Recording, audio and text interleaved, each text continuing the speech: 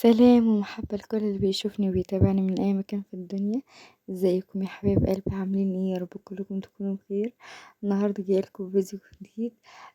فيديو. بصوا يعني مضطرة مضطرة اعمل اللي انتوا هتشوفوه ده، لاني بصراحة اولادي زي ما انتوا شايفين كده نايمين، كلهم عيانين. وخدوا الدور، يعني احنا زي ما قلت لكم المره اللي عدت كل البلد اساسا خدوا الدور، وان اولادي هيتعبوا. يعني هما كانوا اساسا تعبانين، بس كان دور زكام عادي كده. المرة دي بقى لقيتهم فجأة سخنوا بقى ومش قادرين. وطبعا احنا الاولاد بيطلعوا عينينا، بس اول ما بيسخنوا كده الواحد، الطفل بيصعب عليكِ كده، اللي هو نايم ليه طيب، هو ليه مش بيتحرك، هو ليه مش بيطلّع عيني بالكلام الصحيح، يعني ليه أنت مش بتطلّع عيني النهارده؟ على قد ما إحنا بنكون مرتاحين بنومتهم دي بس لأ، بعد الشر عليهم والله بجد بازعل عليهم خالص، يعني زي ما شُفتوهم كده. بس طبعًا بزَنّ، يعني أنا عندي الاتنين الصغيّرين دول كانوا بيزنّوا، بس كانوا نايمين دلوقتي. يعني أنا حرفيًا اليوم ده طلّعوا عيني، بس كان لازم أعمل كده، إن أنا أدخّل الهدوم الشتوي، الصيفي، وأطلّع الشتوي.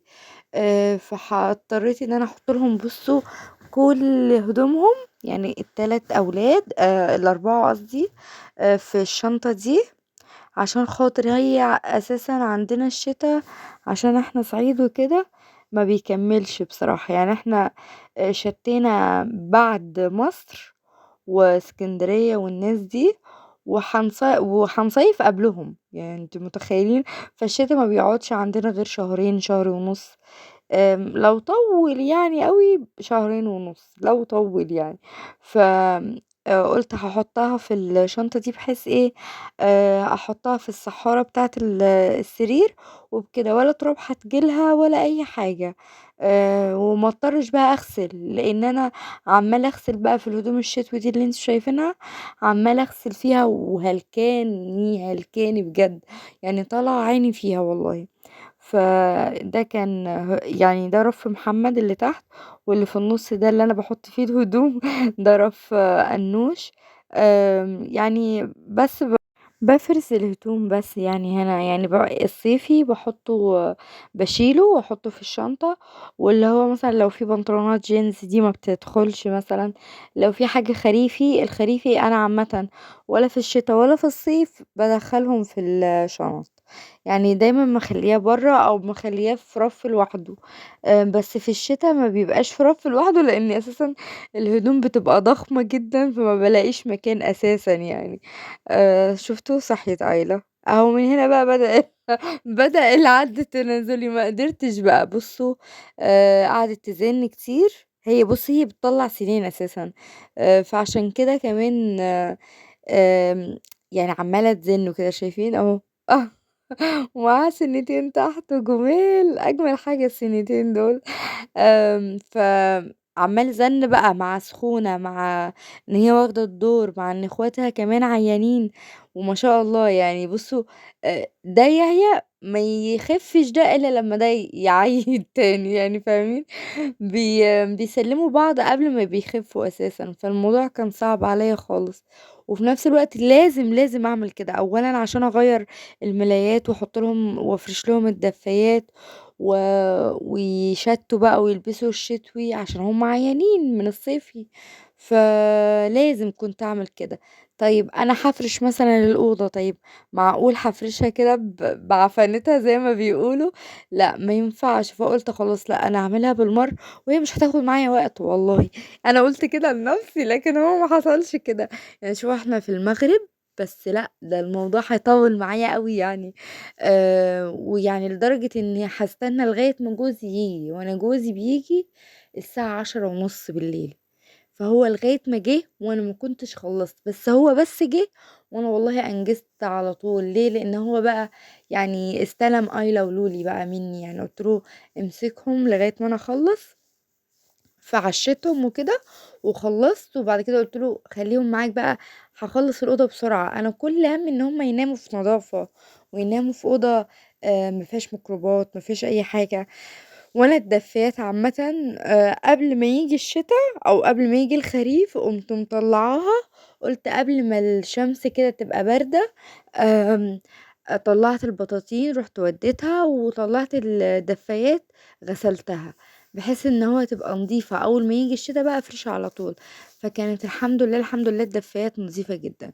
هنا بقى الخشب ده بُصّوا الخشب ده أهو جه الليل شايفين؟ جه الليل الخشب ده للأسف يعني إحنا عملناه عند نجار مش اللي هو بنعمل عنده، يعني أنا خشبي بتاع الجواز وكده حلو، اللي هو أوض النوم وأوض الأطفال وكده، خشبها حلو ما شاء الله، لكن ده النجار ده يعني إحنا المفروض بنقول له اعمل لنا اللي هو الخشب ده المفروض بيبقى متقفّل، ما يدخّلش نور.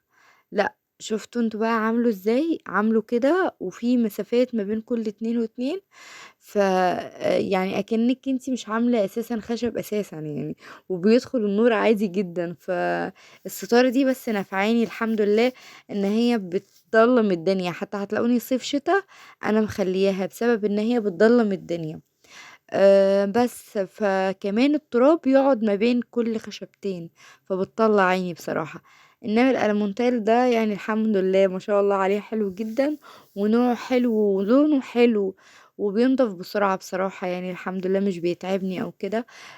لكن الخشب هو اللي أنا زعلانة عليه، يعني إن شاء الله بإذن الله لمّا ربنا يكرمني بجد و وأقبض كده من اليوتيوب كده ويبقى لي مُرتّب، ناوية من الحاجات اللي أنا هاغيّرها بإذن الله هو الخشب ده، عشان خاطر بجد يعني بيضايقني في الصبح، بيضايقني إن هو العيال أول ما تيجي الفجر يشقشق كده يقوموا صاحيين، طيب أنا عايزة أنام يعني أنتم صاحيين كده ليه؟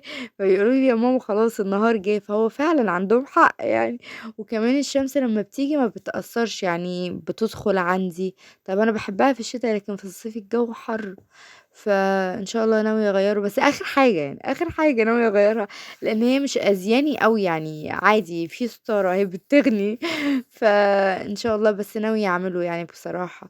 هو عايز مكان يكون أنتِ حابة فيه تدخل الشمس، ممكن بلكونة مثلًا، يعني لو حطيته في بلكونة مش هتفرق، يعني فاهمين؟ لكن المشكلة لمّا تيجي عند أوضة أطفال كمان، يعني أولادي بس بُصّوا بقى لمّا بيلمع كده شكله روعة، جميل. أساسًا أنا باحب الشباك ده لمّا بانضّفه، باحس كده أول ما تدخلي الأوضة هو بيلمع كده، هو بيقول لِك أنا بالمع أهو. والله بجد بيبقى شكله جميل ما شاء الله يعني. ده كنت من الحاجات اللي أنا ملزقاها في رمضان، هتلاقوني أنا الحاجات دي في الحيطان على طول كتير أوي. عارفين باشيلها إمتى؟ لمّا باجي أحط تاني لرمضان، باقوم شايلاها وحاطة واحدة جديدة. ولمّا آجي أشيل الزينة نفسها باقوم سايباها، يعني لإني باشِد الزينة مش باطلع فوق واشدها لأ، باشِد الزينة نفسها من هنا وتحت. برضه كمان خدت معايا الخشب وكده السراير، لإني طبعًا السراير دي بُصّوا هي لونها off white فاللون ده جميل على فكرة يعني، لو حد أو أي عروسة عايزة تعمله بجد حلو، بس هو مشكلته إن هو بيتوسخ بسرعة، يعني هي دي مشكلته.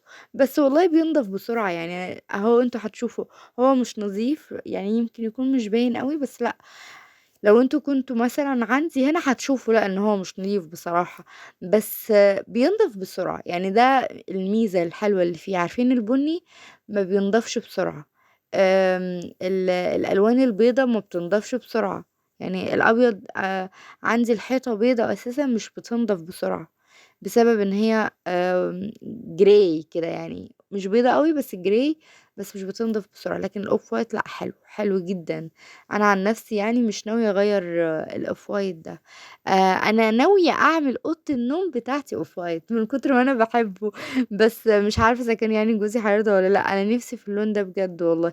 أنا عارفة إن الكل بيعمل أبيض، بس مش عارفة حسيت إن لأ، يعني أنا عارفين كده لمّا تبقوا عارفين اللون وتبقوا عارفين تتعاملوا معاه، فالأبيض ده أنا مش عارفة يعني أنا البُني يعني أوضة نومي أنا بُني وما بادخّلش فيها العيال، والله العظيم لو لقيت عيل فيها أقول لهم: "أنتم قاعدين جوّه ليه؟" ما بالكم بقى لو عملتها أبيض، يعني مش عارفة ممكن أنا وأشرف نَفْسنا ما ندخلش. ما ادخّلش تتقفل، دي ما حدش يستخدمها، هدومك خلّيها برّه. فالله أعلم يعني، فلأ مش عارفة والله هاعملها أبيض والّا هاعملها off white، بس إن شاء الله هاعمل بصراحة يعني، نِفْسي بجد إن أنا أغيّر لون أوضة نومي. عندي أفكار كتير والله ناوية أعملها بإذن الله، بس ربنا يكرمني كده وادعوا لي كده وشجعوني وخليكم معايا واقفين في ضهري، وإن شاء الله بإذن الله والله هاعمل أفكار كتير حلوة بجد يعني. برضه عملت أنا بُص أنا مش باعمل على فكرة باسمها إيه دي خالص، يعني أنا باعمل عادي بالجلاس أو باللي هو اسمه إيه رول اللي هو بتاع الخشب، بس طبعًا المكتب زي ما أنتم شُفتوا إزاي البُقع، فاضطريت إن أنا أعمله بالليفة دي.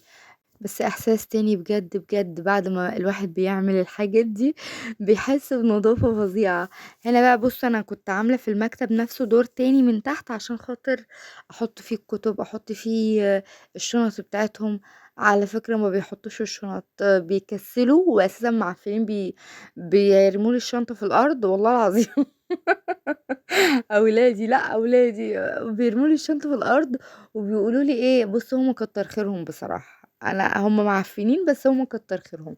ليه؟ لإن هُم والله كل ما يقولوا لهم مثلًا على جدول يقولوا يغيّروه، فييجي مثلًا ابني يقول لهم طَب إحنا عايزين جدول، يروحوا يقولوا لهم لأ أصل إحنا هنغيّره فما تعملش جدول. هو إيه بقى، هو الأساتذة براحتها بمزاجها بتدخل وقت ما هي عايزة.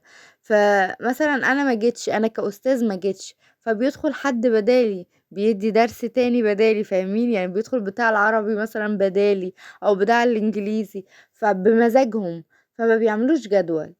الطالب بجد والله العظيم ابني شنطته يعني شايل جبل، ده طفل والله أنا لمّا باشيلها منه باكون تعبانة جدًا وضهري بيوجعني جدًا، يعني ما باكونش قادرة أشيلها، ما باكونش قادرة أشيلها. ويصعب عليكم وعذاب بيعذبوهم والله، بس هتكلموا مين والّا هتقولوا إيه؟ يعني والله اللي في إيدينا بنعمله، فلمّا بيرموا لي الشنطة باقول لهم أنتم معفنين، بس من ورا قلبي والله باخدها منهم وبادخّلها أنا الأوضة باقول لهم يعني خلاص أنا هاحطها لكم مثلًا تحت المكتب أو فوق العسكري أو كده. فبرضه لمّا يكون جوزي برضه نازل بيهم بيوصّلهم، بيحاول إن هو اللي يشيل الشنطة على السلِّم أو هو وطالع على السلِّم، عشان خاطر حرام يعني ضهرهم يعني تخيّلوا تالتة ابتدائي محمد وأنوش أولى ابتدائي، والله ظلم، بس هتقولوا إيه؟ يالّا الحمد لله. أهو بُص أنا الدفايات دي اللي غسلتها، يعني أنا في دفايات تانية بس على ما أعتقد إن هي حَر شوية عن أي حاجة تانية يعني عن الدفايات دي أقصد. عارفين الدفايات اللي هي الميكي دي اللي أنا كنت فارشاها السنة اللي عدّت، لو كان في حد يعني متابعني من السنة اللي عدّت وكده. فقُلت لأ دي صعبة دلوقتي، ففرشت لهم الدفايات دي حلوة وفي نفس الوقت يعني خفيفة شوية، إحنا لسه برضه ما دخلناش في البرد القارس يعني.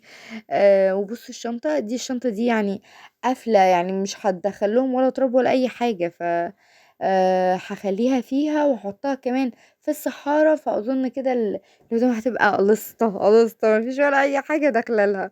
هتيجي حد يسألني إيه قليصة دي والله العظيم ما أعرف معناها، أنا قُلتها كده وهي طلعت كده معايا، فما حدش يسألني. ما تحرجونيش. بس فهنا أهو شايفين جوزي كان جاي، هو أساسًا كان جه من بدري، بس يعني كان جاي بيكلمني عن دوا الأولاد ومحمد وكده، لإن محمد كمان كان ضرسه وجعه وكده، فليه دوا تاني، بيقول لي اديته له والّا لأ وكده، فقُلت له لأ ما اديتهولهوش نسيته. والله نسيته من زن أيلة والله، بس مش العيا بتاع الضرس. وأنا أصلًا أنا قُلت أساسًا يعني في بالي ليه أدّي له بتاع ضرسه وهو أساسًا بياخد أدوية تانية، أنا ما أعرفش إذا كان ينفع الاتنين يتاخدوا مع بعض والّا لأ. فرُحت قُلت خلاص أنا هادّي له بتاع العيا ده اللي هو دور البرد ده، وبتاع ضرسه خلّيه يعني لمّا يوجعه ضرسه، هو أساسًا جسمه دلوقتي كُلّه وجعه. فهو بيقول لي: "لأ ندّيهم الاتنين." فقُلت له: "خلاص طالما أنت شايف كده أنا يعني ما رضيتش على أساس إن ما يبقاش في مضاعفات، ما اعملش أنا الموضوع ده من مُخّي." فاهمين؟ بس هو قال لي: "لأ أنا هادّيه له وكده." قُلت له: "خلاص ادّيه له." فهنا بقى كنت بالمّع. بُص أنا ده يعني بالمّعه على طول وإيدي فيه بصراحة يعني، بس هو على طول بيتطرّب، لإن هو طبعًا زيه زي الدولاب من فوق، بيبقى مطرّب جدًا عشان خاطر مش مش قاعد تحت إيدِك يعني فاهمين؟ على قد ما أنا كل شوية إيدي فيه وبانضّفه وكده، بس برضه بيبقى مطرّب جدًا، وخصوصًا التُحَف اللي فيه دي. والله عايزة أشوف التُحَف دي يعني أخلّيها والّا ما أخلّيهاش مش عارفة. يعني ناس كتير بتقول لي إن التُحَف اللي هي اللي عاملة زي الفيل والحمام ده، في ناس بتقول عليها كويسة، وفي ناس بتقول عليها مش كويسة، فمش عارفة. أنا دي من ساعة ما اتجوزت وأنا جايباها يعني تبع جوازي وكده، فأنا يعني باعتز بيهم خالص، بس مش عارفة بقى أنا ما باحبش أي حاجة تبقى في شقتي تبقى تجيب لي أي طاقة سلبية كده يعني، بقيت كده خالص من ساعة ما أنا دخلت في الطاقة وبقيت أتعلم بقى وأقرا والحاجات دي.